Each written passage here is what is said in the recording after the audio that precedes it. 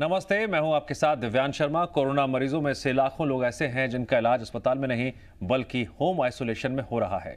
Corona संक्रमित मरीजों में से कई ऐसे हैं जिन्हें बेहद माइल्ड सिम्टम्स हैं या फिर जो एसिम्टोमेटिक है, जिन्हें डॉक्टर्स खुद घर में रहकर इलाज कराने की सलाह भी देते हैं। इसीलिए आज हम होम आइसोलेशन से जुड़ी हर वो बात जिसे जानना जनता के लिए जानना है बेहद जरूरी, आपको हम बताने जा रहे हैं। हमारे साथ एक्सपर्ट पैनल भी जुड़ेगा। जिन कोरोना मरीजों का इलाज घर में चल रहा है उनके सामने भी कई तरह की परेशानियां आती होंगी, उनके सामने भी कई सवाल होंगे। क्या करना चाहिए, किन बातों का ध्यान रखें, क्या ना करें, होम आइसोलेशन में कोरोना का सही तरीके से इलाज कैसे होना चाहिए, खाने पीने का ध्यान कैसे रखें, परिवार के बाकी सदस्यों से दूर रहते हुए भी हम अपने रोजमर्रा की जिंदगी में कैसे काम करें, परिवार के बाकी लोग अपना ध्यान कैसे रखें, होम आइसोलेशन में इलाज के दौरान कैसी समस्याएं आ सकती हैं जिसके लिए उन्हें तैयार रहना चाहिए, और साथ ही घर में बंद होकर बीमारी का इलाज करना मानसिक रूप से कई बार परेशान भी कर देता है। अब ऐसे में किसी को क्या करना चाहिए, कई सवाल जो आपके जहन में आ रहे होंगे। ऐसी तमाम समस्याएं हैं जिनका समाधान आप जानना जरूर चाहेंगे। हमारे साथ जुड़े रहिए। कुछ जानने वाला डॉक्टर्स एक्सपर्ट पैनल हमारे साथ जुड़ेगा और आपके जहन में हर सवाल का जवाब भी देगा। आज हमारे साथ इस खास चर्चा में जुड़ने जा रही हैं डॉक्टर अनुषा एस पांडे, आप असिस्टेंट प्रोफेसर हैं, और हमारे साथ डॉक्टर शरद पंडित, रिटायर्ड रीजनल हेल्थ डायरेक्टर भी इस चर्चा में जुड़ रहे हैं, और हमारे साथ रायपुर से डॉक्टर चंदन शुक्ला, आप heart care and life style expert हैं। सर, मैं आपका भी स्वागत करता हूं। हमारे साथ इस चर्चा में डॉक्टर अनिमेश चौधरी, आप बालको कैंसर हॉस्पिटल से हैं। सर, मैं आपका भी स्वागत करता हूं। होम आइसोलेशन से जुड़ी हर वो अहम जानकारी जिसे जानना है बेहद ज़रूरी, आज हमारा यही मकसद है। तमाम मेहमानों से मैं गुजारिश करना चाहूँगा कि होम आइसोलेशन को लेकर किन किन बातों का ध्यान रखना चाहिए, आप बारी बारी से जानकारी दें। जो आप देखते हैं कि पेशेंट्स अक्सर गलती करते हैं घर में रहते हुए होम आइसोलेशन को लेकर। सबसे पहले डॉक्टर अनुषा, आप हमें जानकारी दें।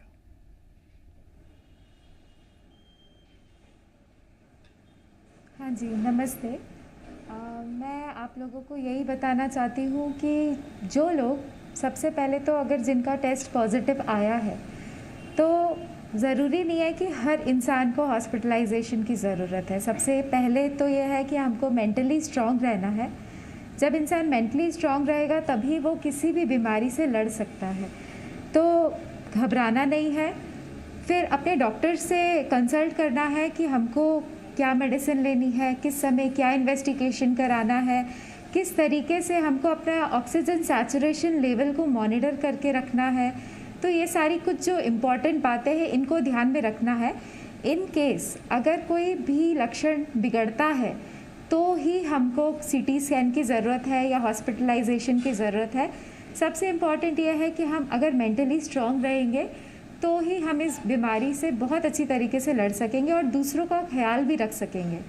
तो सबसे इम्पॉर्टेंट तो यही है कि अगर कभी आपका पॉजिटिव आता है तो आप एक रूम में आइसोलेट हो। आइसोलेट होने के बाद बाकी के परिवार वाले भी ध्यान रखें कि उनको कोई सिम्टम तो नहीं आ रहा।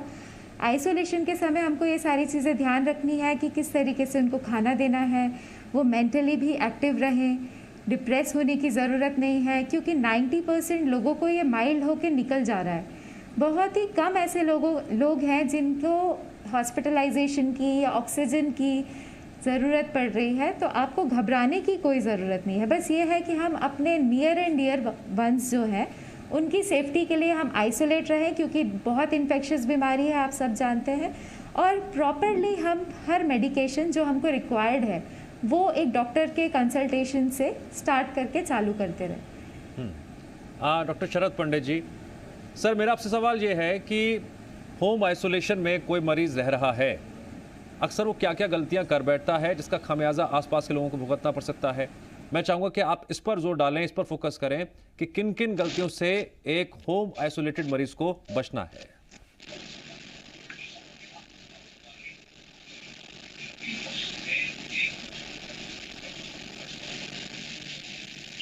देखिए, ये जो बात आई है सामने कि जो कोविड से पीड़ित व्यक्ति है, तो ये बात बिल्कुल सही है कि इसमें से जो है लगभग जो है 80% लोग ऐसे रहते हैं, यदि प्रॉपरली वो होम केयर में रहें और प्रोटोकॉल्स और मापदंडों का पालन करें तो बिल्कुल जो है हॉस्पिटलाइजेशन की जरूरत नहीं पड़ेगी। तो इसके लिए सबसे पहला तो ये है कि आप जो है अपना मनोबल बनाए रखें, आप बिल्कुल स्थिर रहें, इसमें कहीं किसी तरह की हड़बड़ाहट या घबराहट ना हो।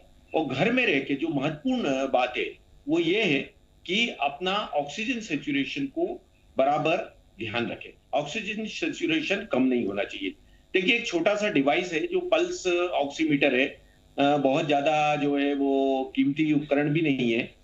आजकल हर व्यक्ति अपने घरों में वो रखने लगा है, तो वो होम आइसोलेशन वाले मरीज को ऑक्सीजन सेचुरेशन को चेक करते रहना चाहिए और 3-3 घंटे में हम चेक करते रहें। ये ऑक्सीजन सेचुरेशन जो एक नॉर्मल और स्वस्थ व्यक्ति का 90 के ऊपर ही रहता है, 95-100 इसके भी, परंतु 90 के नीचे जाता है यदि वो, तो एक अलार्मिंग साइन है। तो कृपया ये ध्यान रखें कि हमारा ऑक्सीजन सेचुरेशन वो किसी हालत में कम हो। तो एक तो ये हो गई।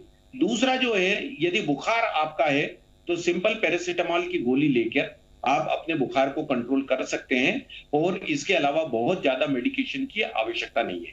केवल कुछ ऐसे विटामिन जैसे विटामिन जिंक है, बी कॉम्प्लेक्स है, विटामिन सी, ये लेते हैं।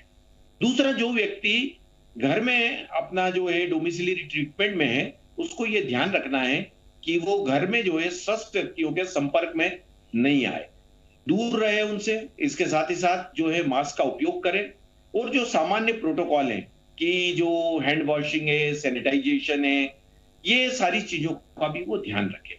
तो ये कुछ बुनियादी चीजें हैं जो यदि वो अपनाएगा तो होम आइसोलेशन में रह के वो स्वयं खुद भी ठीक हो सकता है और अपने जो है साथियों को भी सुरक्षित रख सकता है। तो ये सामान्य रूप से जो सावधानियां हैं, एक जो है कोरोना संक्रमित व्यक्ति को पालन करना चाहिए। तो अब ये बातें जो मैंने आपको बताई है, उसके साथ नॉर्मल डाइट ले वो अपना। नॉर्मल डाइट में जो है वो अपना जो सामान्य भोजन जो हमारा जो है भारतीय परिवेश में हम लोग जो भोजन लेते हैं वो भोजन ले। हाँ, लिक्विड का ध्यान रखें, वो बराबर जो है लिक्विड या पानी बहुत पीता रहे। पानी का जो है हाइड्रेशन बराबर मेंटेन रहना चाहिए। इसके साथ ही साथ वो फल ले सकता है, इसके अलावा वो नारियल पानी वगैरह ले सकता है। ये सारी चीजें उसको जो है प्रतिरोधक क्षमता को भी बनाए रखेगी और वो जो है सुरक्षित जो है इस बीमारी से निकल सकता है। तो ये तो हो गई एक सामान्य सावधानियां। यदि किसी तरह की कोई तकलीफ बढ़ती है, जैसे बहुत अधिक बुखार बढ़ रहा है, हमारा ऑक्सीजन सेचुरेशन कम हो रहा है, तो ऐसी स्थिति में अपने जो है फैमिली फिजिशियन या अपने डॉक्टर के संपर्क में रहे, उस समय उनकी राय ले और यदि जरूरत पड़ता है तो वो उसको राय देके आगे के लिए जो उसकी लाइन ऑफ ट्रीटमेंट डिसाइड करेंगे। तो ये कुछ ऐसी चीजें हैं दिव्यांशु, यदि व्यक्ति पालन करेगा तो वो सुरक्षित कोरोना से बाहर हो सकता है घर में रहकर। ठीक है। डॉक्टर चंदन शुक्ला, एक और बुनियादी सवाल जो अक्सर परिवारों की समस्या भी रहती है, उससे जुड़ा मेरा आपसे अगला सवाल है। सर, फर्ज कर लीजिए एक ही परिवार में 4 लोग हैं, उनमें से एक को होम आइसोलेट रहना है, बाकी जो 3 लोग हैं वो रोजमर्रा की जिंदगी जी रहे हैं। अब किसी के घर में 2 कमरे हैं, किसी के घर में 3 कमरे हैं, चाहे वॉशरूम की बात हो। ऐसे में होम आइसोलेशन के दौरान किन किन छोटी बातों का ध्यान रखना बहुत जरूरी है जिससे होम आइसोलेटेड मरीज की वजह से और परिवार के सदस्यों पर इफेक्ट ना पड़े?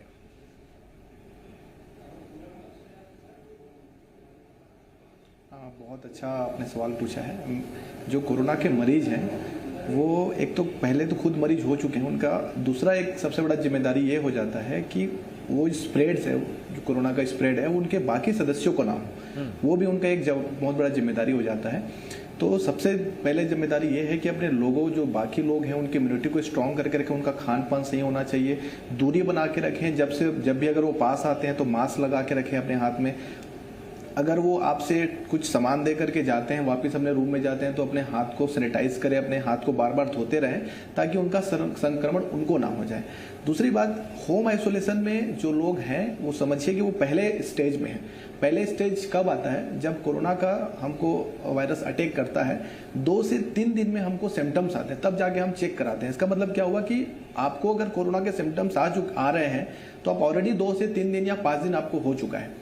तब अब पहले स्टेज में कोरोना क्या करता है, हमारे म्यूकस को अटैक करता है, हमारे म्यूकस मेम्ब्रेन को अटैक करते हैं। तब हमारे पास कुछ सिम्टम्स आ जाए, जैसे थ्रोट इन्फेक्शन आता है, जुकाम आती है और इस समय स्प्रेड होने का चांस सबसे ज़्यादा हो जाता है। तो आपको करना क्या है, इस दौरान आप दूरी बना के रखिए, मास्क लगा के रखिए, लाइट्स मत लीजिएगा हमको अगर सिम्टम्स नहीं है। अगर 80 से 90% ऐसे लोग भी हैं जिनको कोई लक्षण नहीं है, इसका मतलब ये नहीं है कि आप घूम रहे हैं आसपास, कहीं दूसरे घर में चले गए हैं, आप दूसरे रूम में जा रहे हैं, खान पान एक साथ बैठ के खा रहे हैं, ये गलती आप बिल्कुल मत दोहराइए।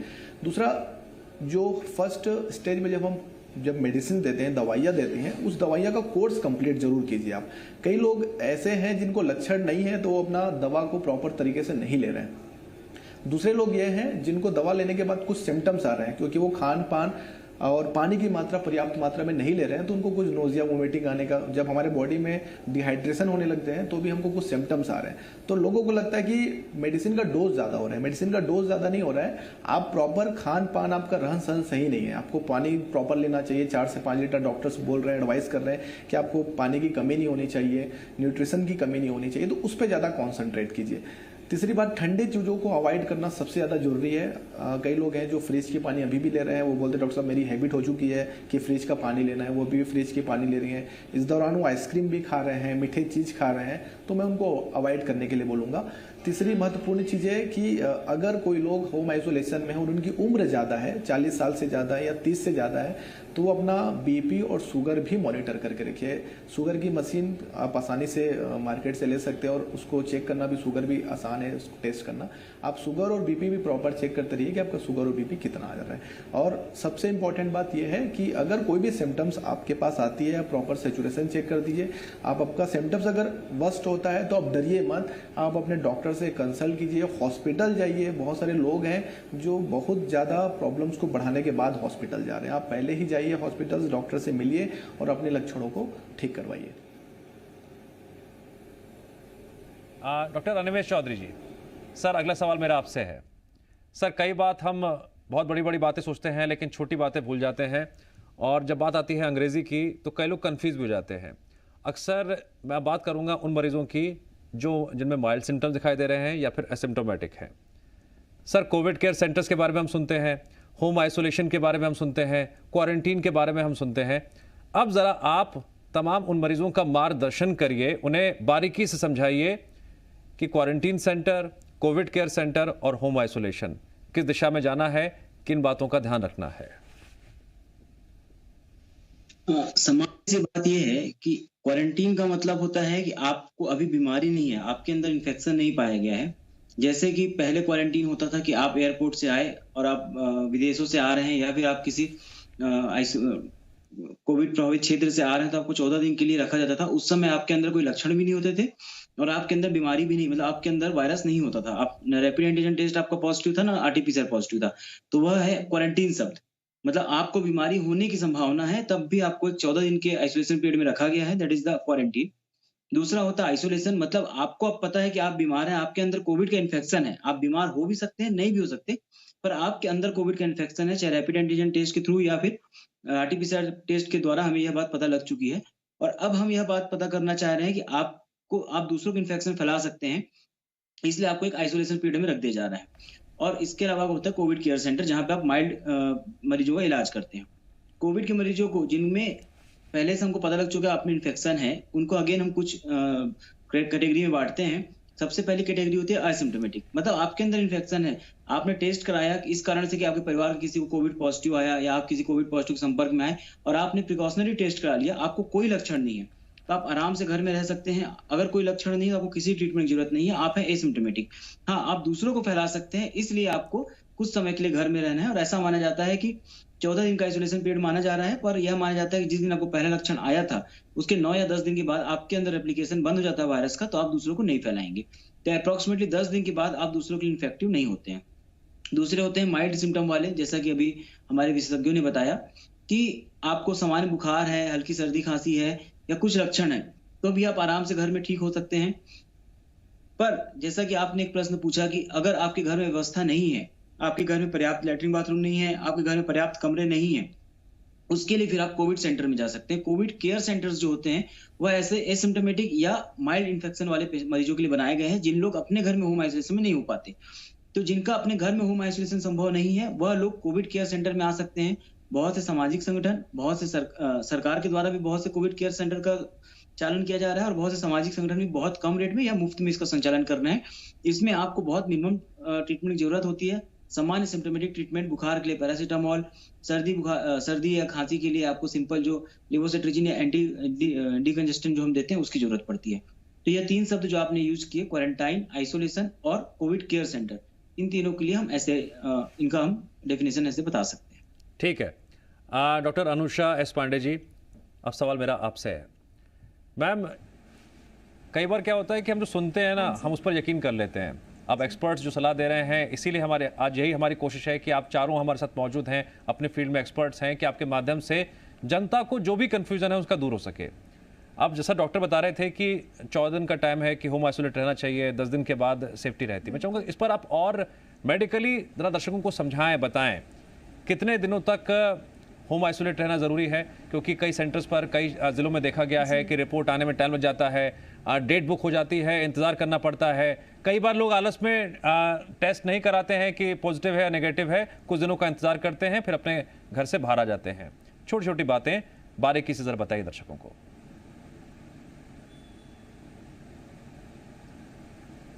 जी, जैसे कि आप सब जानते हैं कि कोविड-19 के लक्षण सब में आए ये ज़रूरी नहीं है, एसिम्प्टोमेटिक कैरियर होते हैं। जैसे कि अगर आपको लगता है कि आप किसी भी कोविड पॉजिटिव पेशेंट के संपर्क में आए हैं, तो आपको थोड़ा तो अपने मास्क लगा के रखना है, सारी चीज़ों का ध्यान रखना है कि आप कहीं एसिम्प्टोमेटिक कैरियर तो नहीं बन गए, क्योंकि जो चीज़ आपके लिए एसिम्प्टोमेटिक है वो किसी और में, किसी बुज़ुर्ग में या किसी डायबिटिक में एक सीरियस कॉम्प्लिकेशन कर सकती है। और सबसे इम्पॉर्टेंट और दुख की बात यह है कि इस कंडीशन में हम अपने परिवार वालों को सबसे पहले ये बीमारी दे देते हैं। तो हमको हमेशा ये ध्यान रखना है कि अगर हमको पता चल गया है कि हम किसी कोविड पॉजिटिव पेशेंट के संपर्क में आए हैं, तो हमको घर पे मास्क लगा के रखना है। उसके बाद दूसरी चीज़ ये है कि अगर आपको कोई लक्षण आता है, तो रिपोर्ट कराने की, और रिपोर्ट पॉजिटिव आने का बिल्कुल इंतज़ार नहीं करना है। हमको एक रूम में अपने आप को सेल्फ आइसोलेट करना है, दूसरों से डिस्टेंस मेंटेन करना है। जैसे कि हमने जानते ही हैं सब लोग कि मास्क लगाना, 2 गज की दूरी, ये सब बहुत इम्पॉर्टेंट है, क्योंकि जो वायरस है वो ड्रॉपलेट के फॉर्म में बाहर आता है। WHO ने अब जैसे बता दिया है कि ये एरोजोल जनरेटेड है, तो जैसे कोई पॉजिटिव पेशेंट वहाँ से निकल के गया और उसने मास्क नहीं लगाया हुआ, तो ये 4 से 6 घंटे तक हवा में, वातावरण में रह सकता है और दूसरे को इन्फेक्ट कर सकता है।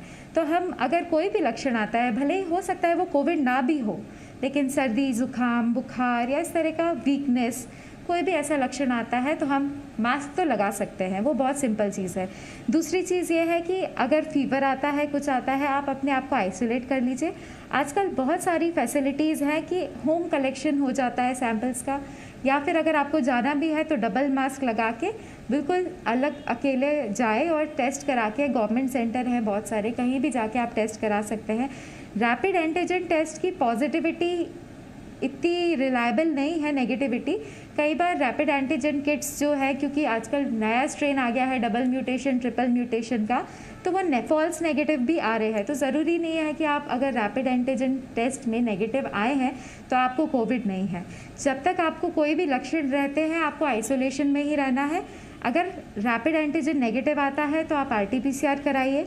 और हमको जैसे कि सर ने बताया कि पल्स ऑक्सीमीटर से ऑक्सीजन सैचुरेशन देखते रहना है, कि जनरली ऑक्सीजन सैचुरेशन, जैसे वायरस ने इन्फेक्ट किया, 1-2 दिन में इन्फेक्टिविटी आई, फीवर आया, कुछ लक्षण आए, कुछ में नहीं भी आते हैं, कुछ में आते हैं, आए, फिर सर्दी जुकाम हुआ, धीरे धीरे 6 से 7 दिन के बाद जो है ऑक्सीजन सैचुरेशन जिन लोगों में ड्रॉप होता है वो होना स्टार्ट होता है। शुरुआत के दिन से स्टार्ट नहीं होता।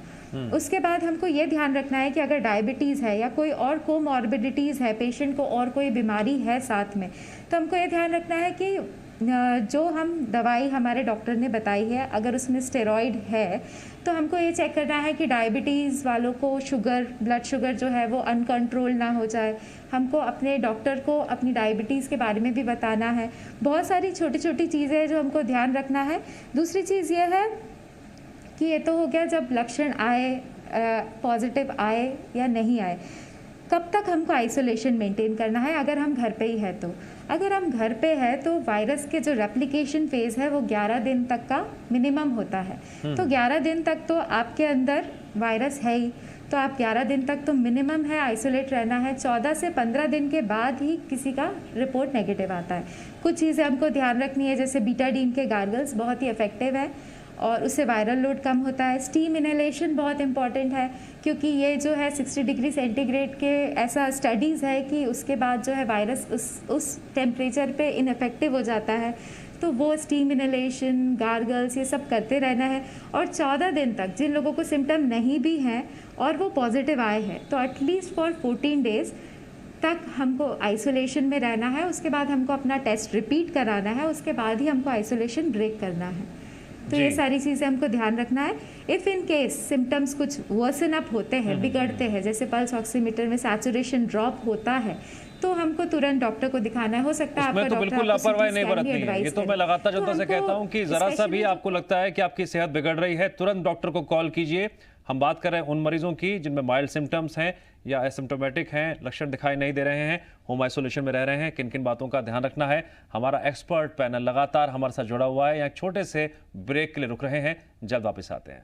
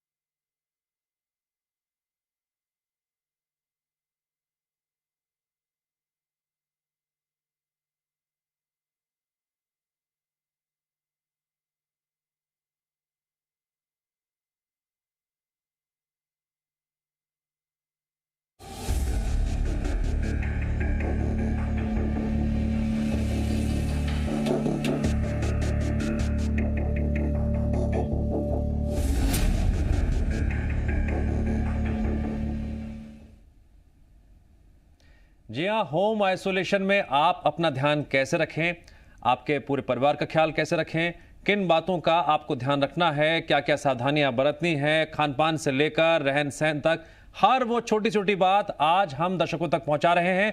हमारे साथ खास एक्सपर्ट पैनल भी जुड़ा हुआ है। एक बार फिर मैं चाहूंगा कि आपको अपने एक्सपर्ट पैनल से मिलवाऊं और ये बताना चाहूंगा इस एक्सपर्ट पैनल में एक तरफ युवा पीढ़ी भी है, अनुभवी पीढ़ी भी है और हमारे सबसे वरिष्ठ डॉक्टर शरद पंडित जी भी हैं। सर, अगला सवाल मेरा आपसे ही है। सर, बात जब खाने पीने की आती है, मैं चाहूंगा कि मैं जनता के लिहाज से ये जानना चाहता हूं कि वो हर इंसान जो महंगाई का शिकार है, महंगाई की मार है, हर महंगी चीजें खरीद नहीं सकता, स्वस्थ रहने का सबसे सस्ता जुगाड़ और रास्ता क्या है होम आइसोलेट रहते हुए? देखिए, जैसा मैंने बताया कि इसके लिए आप अपना जो एक नॉर्मल रूटीन है, जो डाइट हम लोग भारतीय परिवारों में लेते हैं, वही आपको लेना है। कोई अलग से स्पेशल या कोई बहुत जो है विशेष अपने डाइट की दिनचर्या में शामिल नहीं करना है। सबसे पहला तो जो बात आ रही है, तो सबसे पहली शुरुआत तो हम करेंगे कि अपना आत्मबल और मनोबल बनाए रखें। स्ट्रांग विल पावर के साथ अपना जो है ये सोच रखिए कि जो बीमारी को मैं हरा के रहूंगा, बीमारी को परास्त करूंगा। I will defeat the Covid, number 1। Number 2 जो है, हमारे जो है बॉडी रेजिस्टेंस बना रहे, हमारे शरीर की प्रतिरोधक क्षमता बनी रहे, ये हमको प्रयास करना है। तो प्रतिरोधक क्षमता बनाने के लिए ये है कि एक तो जैसा मैंने अभी बताया कि पानी जो है ज्यादा लिए, पानी यानी जो है नियमित रूप से लेते रहें। यदि कुनकुना पानी हो, थोड़ा हल्का गर्म पानी, तो बहुत अच्छा है, उसको सेवन करिए। नंबर 2 जो मैंने आपको बताया कि इसमें जो है आप अपनी दिनचर्या में फलों को शामिल कर सकते हैं। इसमें जो है आप जो है केला है, चीकू है, संतरा है, नींबू है, इनमें विटामिन सी भी बहुतायत में रहता है, जो कि शरीर की प्रतिरोधक क्षमता को बढ़ाने के लिए सहायक रहता है। चपाती है, दाल है, ये चीजें सामान्य रूप से हम लोग घरों में हमारे जो है 80% जो है दिनचर्या में भाग लेते हैं, वही भोजन। तो रूप से आप जो है चाहें तो उसमें जो है आप जो है नारियल पानी, कोकोनट वाटर वगैरह ये ऐड कर लें, जिससे मिनरल्स का भी आपकी पूर्ति होती रहे। तो ये एक सामान्य सोच के साथ सामान्य दिनचर्या और सामान्य जो है आपका डाइट हो, तो आप कोरोना को परास्त कर सकते हैं। इसमें मैं कोई विशेष चीजें नहीं बता रहा हूं। वैसे इसके अलावा यदि चाहें तो आप जो है दूध लें, हाई जो है प्रोटीन रिच ऐसा डाइट लें, तो जो है दूध एक अच्छा सोर्स है इसके लिए, तो दूध ले सकते हैं। उसके साथ जो है अपना जो है आप अपने खाने में जो है वो गेहूं की या सोया थोड़ा मिक्स करके इस तरह की चपाती लें। इसके अलावा जो है विशेष और कुछ करने की आवश्यकता नहीं है, केवल यही दिनचर्या से हम लोग जो है अपने जो है 2 वीक्स का जो है टाइम बराबर निकाले। आइसोलेशन की जो बातें हैं वो बताई गई हैं विस्तार से अभी इसी चर्चा में, मेरे साथी चिकित्सकों ने भी बताई, तो उसका हम बराबर पालन करते रहें। कुछ सावधानियां जो बताई गई हैं कि जैसे एक सोशल डिस्टेंसिंग, 2 गज की दूरी की हम बार बार बात करते हैं। इसके अलावा हैंड वॉशिंग, साफ सफाई का बहुत महत्व है, तो हैंड वॉशिंग है, सैनिटाइजर का उपयोग है, ये सारी चीजें हम जो है यदि अपनाएंगे और घर में भी रहें, तो हम अपने मास्क लगा के रखें। मास्क लगाने के से क्या होगा कि आप जो है खुद भी सुरक्षित रहेंगे और सामने वाला आपके परिवार के अन्य सदस्यों को भी जो है वो सुरक्षा प्रदान कर पाएंगे। अब देखिए क्या है, भारतीय परिवारों में अमूमन जो है मध्यम वर्गीय परिवार है, बहुत बड़े मकान नहीं है, छोटे घर हैं, तो कोई दिक्कत नहीं है। सर एक दिक्कत और आती है, मिक्सअप नहीं हुई है सर, एक दिक्कत और भी आती है, अलग रखिए अपना सब। सर तो ये सारी चीजें सावधानियां रखते हुए हम लोग की। एक दिक्कत और भी आती है कि अगर मेरा आपसे रिश्ता है तो मुझे आपसे डर नहीं है, लेकिन जिसको मैं जानता नहीं हूं उससे मुझे बहुत डर है। जी जी,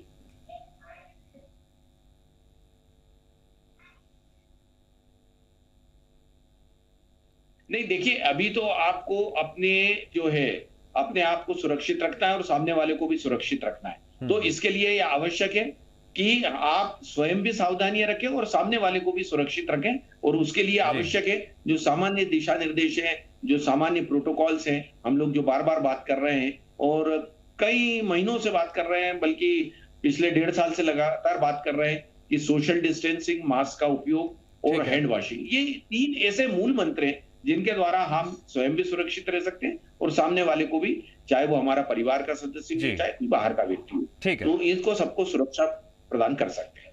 ठीक है डॉक्टर चंदन शुक्ला, अगला सवाल मेरा आपसे है। अब फर्ज कर लीजिए कि कई ऐसे घर हैं जहां पर सभी के सभी परिवार के सदस्य होम आइसोलेट हैं, तो क्या 11 से 14 दिन का जो टाइम पीरियड बताया गया है उन्हें घर से बिल्कुल भी बाहर नहीं निकलना है? घर का जो ज़रूरी सामान है वो गेट पर आ रहा है। कई बार लोग सोचते हैं चलो कि भाई हम रात को निकल लेते हैं, कोई बाहर तो है नहीं, क्या दिक्कत है। कई बार लोग अर्ली मॉर्निंग सोचते हैं कि चलो आधे 15 मिनट ले हम खुली हवा में सांस लेने के लिए निकल चलते हैं, दिक्कत क्या है, इसमें क्या फ़र्क पड़ जाएगा?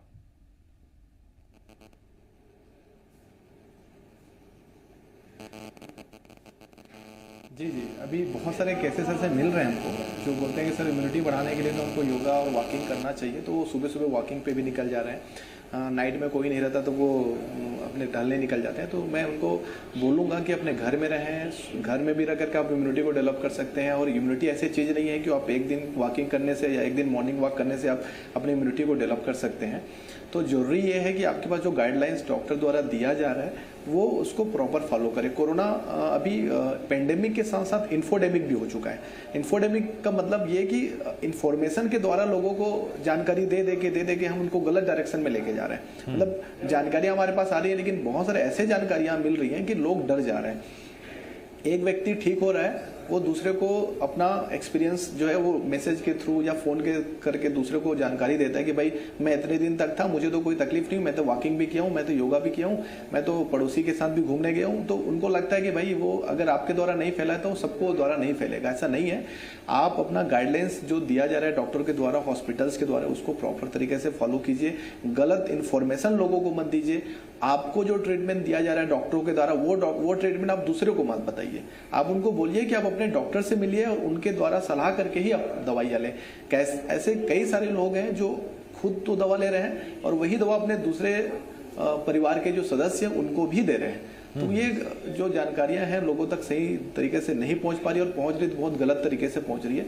तो आपसे रिक्वेस्ट है लोग जो होम आइसोलेशन में है कि आप अपनी जानकारी दूसरों तक पॉजिटिव वे में साझा कीजिए, गलत वे पे साझा मत कीजिए। ये जानकारी आपको हमेशा रखना पड़ेगा। जी डॉक्टर अनिमेश चौधरी जी, सर आप एक्सपीरियंस भी हैं, युवा भी हैं, आप बेहतर तरीके से समझते हैं कि एक परिवार जो होम आइसोलेटेड है उनमें से जो बुजुर्ग सदस्य हैं वो संयमित तरीके से उस टाइम को गुजार लेते हैं शांति के साथ, लेकिन जो युवा पीढ़ी है अक्सर होपलेस हो जाती है या मानसिक रूप से ज़्यादा जल्दी परेशान हो जाती है। तो अपने मेंटल एटीट्यूड को पॉजिटिव रखते हुए, हौसला रखते हुए, ये बातें जितनी कहने में आसान है एक बंद कमरे में रहते हुए उतने ही लागू करना मुश्किल हो जाता है। ऐसे में वो कौन सा गुरु मंत्र आप देना चाहेंगे इस युवा पीढ़ी को जो होम आइसोलेटेड है और किसी भी तरह की दुविधा में ना रहे, परेशानी ना हो और आराम से वो वक्त भी गुजर जाए? सबसे पहली बात मैं कहना चाहूंगा कि कुछ चीजें हमको अब शायद समझने की जरूरत है और अपने प्रोटोकॉल्स में चेंज करने की जरूरत है। मैं लगातार इन बातों को बोलता आया हूँ। पहले जो हम स्ट्रिक्ट आइसोलेशन फॉलो करते थे वो इसलिए कि कम्युनिटी स्प्रेड ना हो, मतलब कम्युनिटी स्प्रेड हो चुका है। तो अब हमारे लिए जो दूसरी मुसीबत है वो है डिप्रेशन या मानसिक बीमारी। कोविड ना केवल उन मरीजों को नुकसान कर रहा है मेंटली तौर पे, आप देखेंगे तो मानसिक रूप से सभी बहुत डरे हुए हैं। जिनको कोविड है वह भी, जिनको कोविड नहीं वह भी। पूरे समाज में एक भय व्याप्त है, एक डर व्याप्त है, और जिनको कोविड हो जाता है उनके डर का लेवल बहुत बढ़ जाता है। तो ये एक दुखद बात है एक्चुअली में हमारे प्रोटोकॉल्स में कि हम उनको अकेला छोड़ देते हैं जो एक्चुअली में डरे हुए हैं, जो अपने जीवन को लेकर डरे हुए हैं। चारों तरफ ऐसा भय व्याप्त है कोविड को लेके। तो खासकर युवा पीढ़ी, वह जैसा आपने कहा कि बुजुर्ग जो है फिर भी वह एक संयमित लाइफ स्टाइल अपना रहे हैं, उनको पता है कि चीजें बीत जा रही हैं। पर चूंकि युवा पीढ़ी लगातार जानकारी के, जैसे कि डॉक्टर चंदन ने कहा, इन्फोडेमिक से पीड़ित है, तो उनको बहुत सारी चीजें हैं, वो बहुत डरे हुए हैं। उनको लग रहा है छोटी चीजों भी अब ऐसा हो जाएगा, उनको सब है, उनको ब्लैक फंगस भी दिख रहा है, उनको थक्के भी दिख रहे हैं, उनको स्पुतनिक की प्रॉब्लम दिख रही है, उनको वैक्सीन की प्रॉब्लम भी दिख रही है। जितनी प्रॉब्लम है, एक सफेद बोर्ड पे काला धब्बा आपको आसानी से दिखता है, तो प्रॉब्लम्स आसानी से दिखती हैं। आप ये नहीं देख पा रहे हैं कि 90% लोग बहुत आसानी से ठीक हो जा रहे हैं। तो मैं हमेशा जो सलाह देता हूँ कि परहेज क्या करना चाहिए, जब मुझसे कोई पूछता है तो मैं सबसे पहले बोलता हूँ कि आप व्हाट्सएप की खबरें और जो भी न्यूज में ऐसी खबरें आ रही हैं जो एक्सपर्ट नहीं बता रहे, उनसे परहेज कीजिए। कोई भी चीजें जो आपको आ रही है, अगर आप न्यूज भी आप फॉलो कर रहे हैं तो ऑथेंटिक न्यूज फॉलो कीजिए। ऐसे भी न्यूज के नाम पे आने वाले किसी भी चैनल को फॉलो मत कीजिए, ऑथेंटिक चैनल्स को फॉलो कीजिए, ऑथेंटिक न्यूज़पेपर को, न्यूज चैनल्स को, और व्हाट्सएप में भी आने वाले ऑथेंटिक मैसेज को ही आप फॉलो कीजिए। कोई भी मैसेज जो आपको लग रहा है ऑथेंटिक नहीं है उसको आप फॉलो मत कीजिए। पहला बस एकमात्र परहेज जो मैं लोगों को यही बोलता हूँ।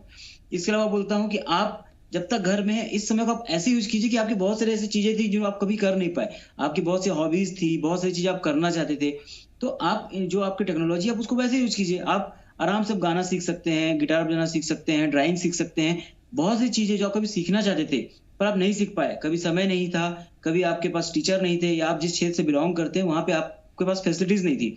पर अब हमें पता है कि हम यूट्यूब या बाकी चीजों के थ्रू इन चीजों को आसानी से सीख सकते हैं। तो यह जो 10 से 14 दिन का समय आपके पास है, इसको आप अपना एक्स्ट्रा करिकुलर एक्टिविटी डेवलप करने में बिताइए जी। और इसके अलावा मैं एक चीज और कहना चाहूंगा कि परिवार में यदि कोई 1 महीने के अंदर पॉजिटिव हुआ है तो आप सब आपस में मिल सकते हैं। ऐसा नहीं कि कोई पॉजिटिव हो तो आप उसको एकदम से जेल में डाल दीजिए। जो कंट्री टू पॉपुलर बिलीफ है जो हम भी लोगों को समझाते हैं, उसके मैं हमेशा ये कहता हूँ कि आप इसको अनटचेबिलिटी जैसा मत रखिए। कोविड हुआ है और आप एकदम मेंटली परेशान चल रहे हैं तो आप मास्क पहन के, प्रॉपर मास्क पहन के आप छत पे जा सकते हैं, बाहर घूमिए 5-10 मिनट। हाँ, दूसरों से अवॉइड कीजिए मिलना, पर आप एकदम से जेल में मत बंद रहिए। आपको अगर मिलने का मन है तो आप मास्क पहन के प्रॉपर आइए बाहर। कोशिश कीजिए कि बात ना करें, क्योंकि बात करने से वायरस फैलेगा। सिंपल आप खड़े हैं तो उससे आपको वायरस नहीं फैलेगा। भीड़ में मत जाइए, बुजुर्गों के पास मत जाइए, बच्चों के पास मत जाइए, पर एकदम से जेल में भी मत रहिए। बिल्कुल डॉक्टर साहब ने बहुत ज़रूरी बात बताई है और मैं दर्शकों से निवेदन करता हूं कि इन बातों का प्लीज़ आप ध्यान रखें। जीएमपीसीजी रियल हीरोज़ के ज़रिए, ऐसे खास पेशकश के ज़रिए दर्शकों तक हर सटीक जानकारी पहुंचा रहा है।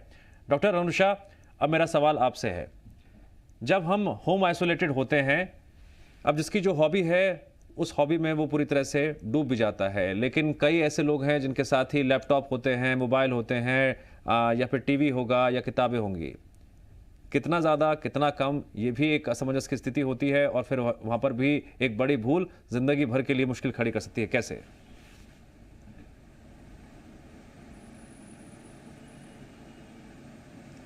जी, तो मैं आप लोगों को ये बताना चाहती हूँ कि जैसे कि हॉबीज़ की बात है, तो दिव्यांश जी, मुझे आपका क्वेश्चन एक बार क्लियर कर दीजिए, आप क्या पूछना चाह रहे हैं? हाँ मैम, ये पूछना चाह रहा था मैं आपसे कि लोगों की अपनी अपनी हॉबीज़ होती हैं, ठीक है।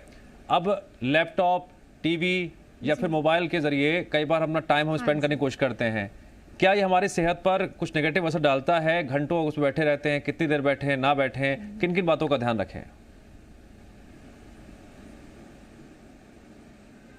जी जी, बिल्कुल।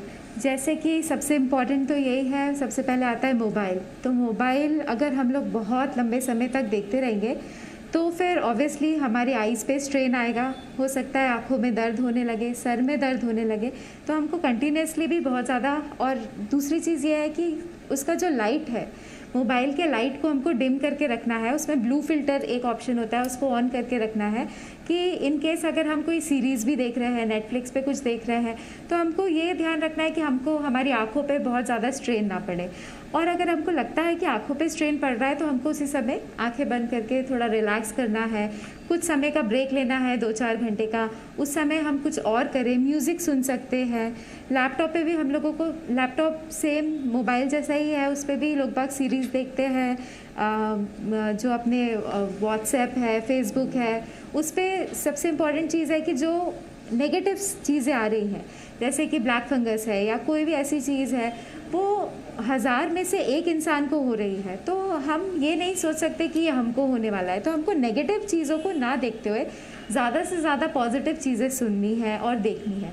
अगर कुछ नेगेटिव चीज़ ऐसे आ भी रही है तो उसका इम्पैक्ट अपने दिमाग पे बिल्कुल नहीं पड़ने दीजिए, क्योंकि अगर आप पॉजिटिव रहेंगे तो आप बहुत जल्दी रिकवर कर पाएंगे।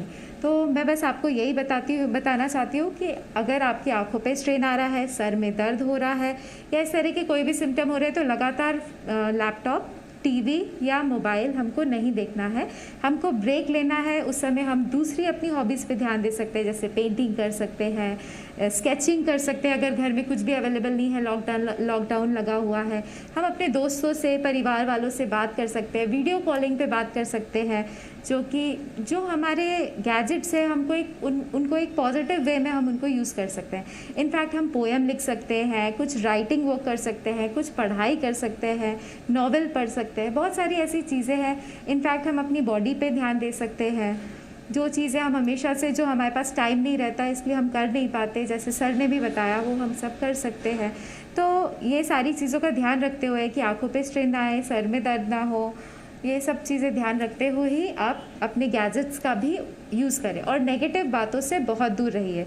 मेंटल जो चीज़ें आपको बूस्ट करती हैं, जो आपको पॉजिटिविटी के पास लाती है कि हाँ आप बहुत स्ट्रॉन्ग हैं और आप इस बीमारी को ज़रूर हरा देंगे, उन सारी ही चीज़ों पे आपको फोकस करना है।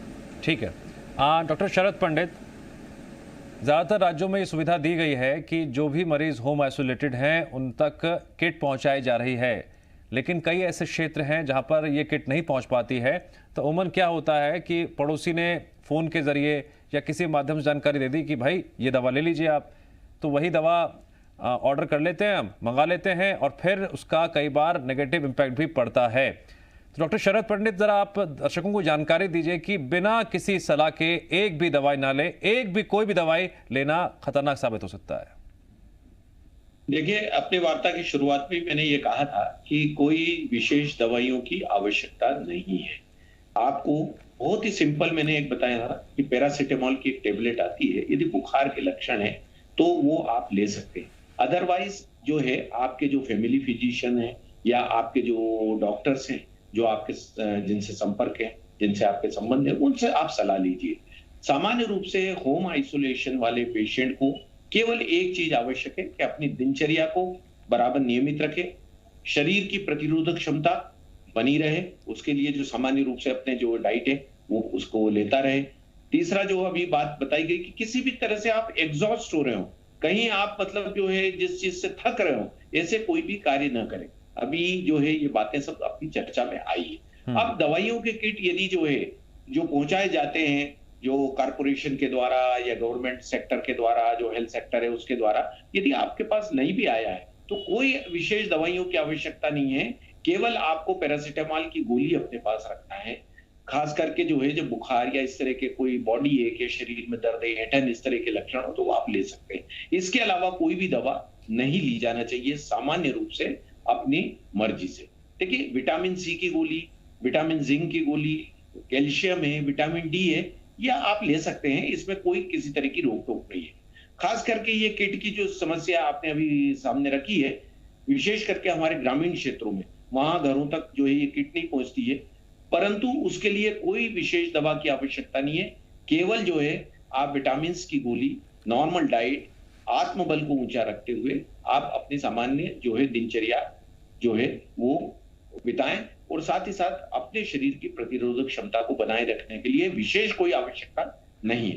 दूसरा जो है, आपको यदि कहीं कोई ऐसा लगता है कि हमारा बुखार बढ़ रहा है या सांस लेने में तकलीफ हो रही है, या आपका पल्स ऑक्सीमीटर जो है आपके ऑक्सीजन सेचुरेशन में फॉल डाउन बता रहा है, जैसा मैंने बताया था कि नॉर्मली 95 से 100, परंतु यदि 90 के नीचे जाता है तो ये कहीं ना कहीं कोई अलार्मिंग साइन है। तो इन चीजों पर ध्यान देना है और तब अपने डॉक्टर से परामर्श करिए। डॉक्टर से परामर्श के बाद ही कोई दवा ली जाना चाहिए। साथ ही साथ डॉक्टर यदि सलाह देता है तो कुछ हमारे जो टेस्ट हैं, यदि आपके नहीं हुए हैं तो हम लोग जिनकी बात करते हैं कि एक एंटीजन टेस्ट गवर्नमेंट लेवल पे हो रहा है, दूसरा आरटीपीसीआर जो है टेस्ट है, साथ ही साथ एक्सरे या सीटी स्कैन टेस्ट है। ये जो है डॉक्टर के परामर्श से, इसके बिना कोई भी दवा जो है नहीं लेना चाहिए, क्योंकि डॉक्टर ही आपके जो है वो पैथोलॉजिकल रिपोर्ट्स या आपके जो है रेडियोलॉजिकल रिपोर्ट्स हैं, फाइंडिंग देख के ही आपको जो है जो सलाह देंगे और वही दवाएं फिर आप लीजिए। यदि किसी व्यक्ति ने ये दवा ली थी, उसकी जानकारी या फोन पे बात करके या आपकी पड़ोसी से कोई आपने जानकारी ले ली, इस तरह की चेष्टा कदापि नहीं करना चाहिए और कोई भी दवा जो है बिना डॉक्टर के परामर्श से नहीं ले, ये मेरे आपको राय है। बहुत इंपॉर्टेंट बात है, बहुत इंपॉर्टेंट बात है। मैं जनता से फिर अपील कर रहा हूं कि ये एक्सपर्ट पैनल आपको जो बातें बता रहा है, प्लीज़ इन बातों का ध्यान रखें, क्योंकि आने वाले टाइम में अभी ये आप सोच रहे हो कि खतरा खत्म हो गया है, कम हो गया है, ऐसा बिल्कुल नहीं है। भले ही आपके राज्य में इस वक्त लॉकडाउन है या फिर कोरोना कर्फ्यू लगा हुआ है, उसके बावजूद भी अभी और एहतियात बरतनी है, सावधानी बरतनी है। डॉक्टर चंदन शुक्ला, अगला सवाल मेरा आपसे है। सर, एक मरीज जो होम आइसोलेटेड है, होता यह है कि जब हम एक मरीज अक्सर रेस्ट मोड में होता है, उसकी बॉडी रेस्ट मोड में होती है, थकान होती नहीं है। अब नींद को लेकर कहा जाता है कि अच्छी तरह से सोना चाहिए, भरपूर सोना चाहिए, लेकिन जब नींद नहीं आती है तमाम तरह की दिक्कतें होती हैं। फिर वही बात कि अपनी अपनी हॉबी, कितने घंटा जो है सोना बहुत ज़रूरी है। बहुत अगर देर रात तक सोते हैं, सुबह लेट उठ रहे हैं, ये रूटीन कितना इम्पैक्ट डालता है कि जब आप कोरोना से लड़ रहे हैं तो? जी, सबसे प्रथम थी हमको सोना बहुत ही ज़्यादा आवश्यक है। कारण है कि वो रात भर अपने होम आइसोलेट है, रात भर अपने टीवी देख रहे हैं या मोबाइल का उपयोग कर रहे हैं, गेम्स खेल रहे हैं।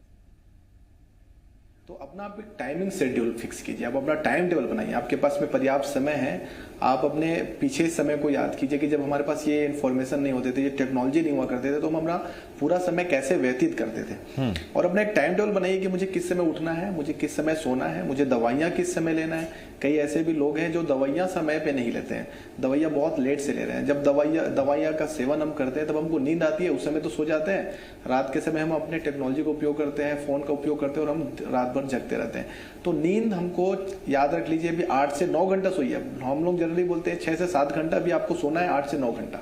जितना ज़्यादा आप नींद कंप्लीट करेंगे बॉडी उतना ज़्यादा रिकवर होते जाएगा। आपको फिजिकल स्ट्रेस भी कम होगा और मेंटल स्ट्रेस भी कम होगा। दोनों स्ट्रेस को हमको अपने शरीर से दूर करना है। जब हमारी बॉडी स्ट्रेस कंडीशन में रहती है तो हमारी बॉडी स्ट्रेस हार्मोन रिलीज करती है और वो हमारे बॉडी के एंटीऑक्सीडेंट्स को कम करते हैं। हमारी बॉडी में एंटीऑक्सीडेंट की मात्रा हमको बढ़ाना है। विटामिन ए, ई और सी की मात्रा को ज़्यादा लेना है। विटामिन ए जो मिलेगा वो आपको गाजर से हैं, बीट रूट्स हैं, इसमें आपको विटामिन ए ज़्यादा मिलेंगे। विटामिन ई मिलेंगे स्प्राउट्स में, आप चने के फॉर्म में या स्प्राउट्स के फॉर्म में आप ले सकते हैं। विटामिन सी के लिए आप सिट्रस फ्रूट्स का उपयोग कर सकते हैं। हम लोग विटामिन सी के टेबलेट्स भी देते हैं, या फिर अपने खाने में आप आंवला है, संतरे हैं, मौसम्बी है, नींबू है, इन चीज़ों का सेवन आपको ज़्यादा करना है ताकि आपकी बॉडी एंटीऑक्सीडेंट ज़्यादा बनाए। एंटीऑक्सीडेंट अगर ज़्यादा बनाएगा तो आपकी बॉडी जल्दी रिकवर करते जाएगी। तो खान पान के साथ साथ आपको आपकी दिनचर्या को सही रखना जरूरी है। अपने बॉडी को आप थका भी सकते हैं। अपने घर में ही, अपने रूम में आप हर 1 घंटे में कोशिश कीजिए कि